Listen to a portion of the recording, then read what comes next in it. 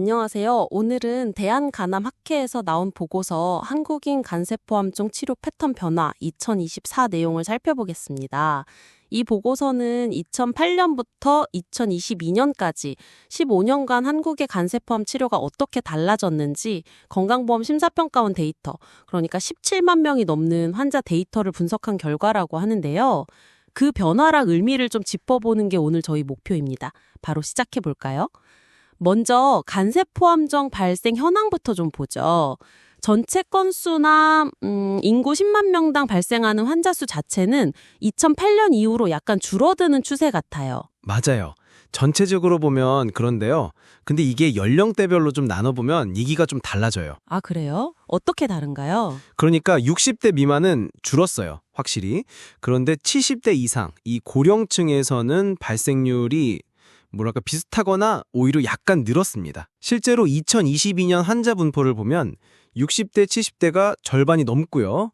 네, 80세 이상도 13.1%나 됩니다. 꽤 많죠. 정말요? 네, 간암 환자의 평균 연령이 확실히 높아지고 있다. 뭐 이런 신호로 볼 수 있습니다. 고령화 추세가 간암에서도 나타나는군요. 그렇죠. 그럼 간암 원인 자체도 좀 달라졌나요? 예전에는 B형 간염이 거의 절대적이었잖아요. 맞아요.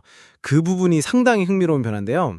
B형 간염 바이러스 HBV 비율이 여전히 제일 높긴 합니다. 네, 그렇죠. 하지만 2008년에 한 69% 가까이 되는데 2022년에는 60% 아래로 한 59.7% 정도로 눈에 띄게 줄었어요. 줄었군요. 반면에 알코올성 간 질환은 8.7%에서 15.8%로 그리고 비알코올성 지방간 질환이라고 불렸고 지금 한 대사 이상 지방간 질환이라고 하죠.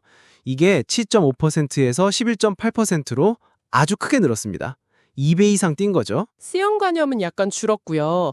그럼 알코올이나 지방간 같은 어떻게 보면 생활습관 관련 원인이 이렇게까지 늘었다는 건 간염 관리 말고 다른 예방책이 더 중요해졌다 이런 뜻이겠네요. 네, 정확합니다. 그런 해석이 가능하죠. 그럼 이런 원인 변화가 치료법에도 영향을 미쳤을까요? 첫 치료 어떻게 시작하는지부터 좀 달라졌습니까? 첫 치료 전략에 아주 큰 변화가 있었습니다. 어떤 변화죠? 전통적으로 많이 하던 간 절제술 있잖아요. 이게 비중이 좀 늘었어요. 12%대에서 21.3%로. 네, 그리고 경동맥 화학색정술 TAC라고 부르는 거예요. 이것도 예전에는 거의 절반 가까이 첫 치료를 했는데 이제는 한 36% 정도로 줄었습니다. 그렇군요. 네. 그 대신에 전신항암요법 비중이 엄청 늘었어요. 1%도 안 되던 게 거의 10% 가까이 늘었고요. 와, 10배네요. 네.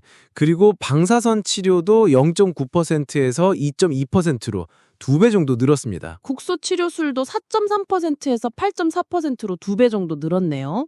TAC가 줄고 전신 치료나 방사선 치료가 늘었다. 왜 이런 변화가 생긴 걸까요? 치료법 자체가 발전해서 선택지가 넓어진 걸까요? 여러 요인이 있겠지만 아무래도 새로운 치료법 발전 영향이 크다고 봐야 할 것 같아요. 예를 들면 간 절제술 안에서도요. 요즘은 배를 크게 열지 않는 복강경 수술 비중이 확 늘어서 2021년부터는 개복 수술보다 더 많이 해요. 회복이 훨씬 빠르거든요. 네, 그건 좋네요. 그리고 국소치료술도 예전엔 고주파 열치료술 RFA가 거의 다였는데 요즘은 뭐 극초단파 열치료술 MWA나 얼려서 암세포를 죽이는 냉동치료술 같은 새로운 기술들도 쓰이고 있고요. TAC 역시 약물 방출 미세구를 쓰는 방식 DBTAC라고 하죠. 이것도 사용이 늘고 있습니다. 기술 발전이 정말 치료법 선택에 직접적인 영향을 미치네요. 특히 그 전신 치료 분야 변화가 아주 극적이라고 들었어요. 약물 치료 말씀하시는 거죠? 네, 맞습니다. 그 부분이 아마 가장 혁신적인 변화가 일어난 영역일 겁니다. 2018년까지만 해도요.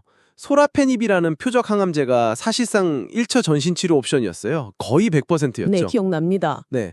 그런데 2018년에 렌바티닙이라는 또 다른 표적 항암제가 등장했고 결정적으로 2020년 2분기부터 아테졸리즈맙, 베바시주맙 병용요법이 딱 도입이 되면서 판이 완전히 바뀌었어요. 그 면역항암제 기반 치료법이요? 네, 맞아요. 몸의 면역 체계를 이용해서 암이랑 싸우게 하는 거죠.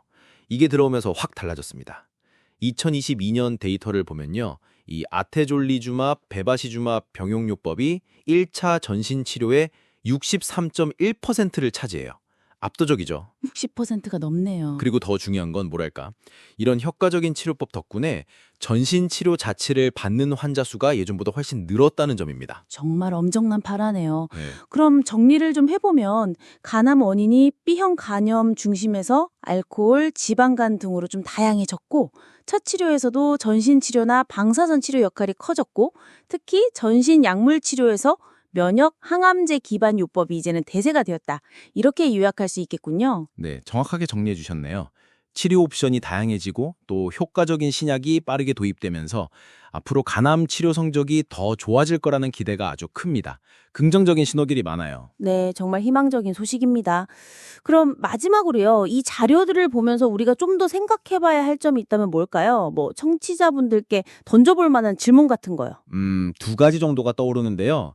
네, 첫째는 아까 말씀드린 것처럼 계속 늘고 있는 알코올과 대사 이상 지방간 질환 관련 간암 환자들 있잖아요. 네, 그 증가세가 무섭더라고요. 그쵸. 이분들에게 지금의 치료 전략이 정말 최선일까?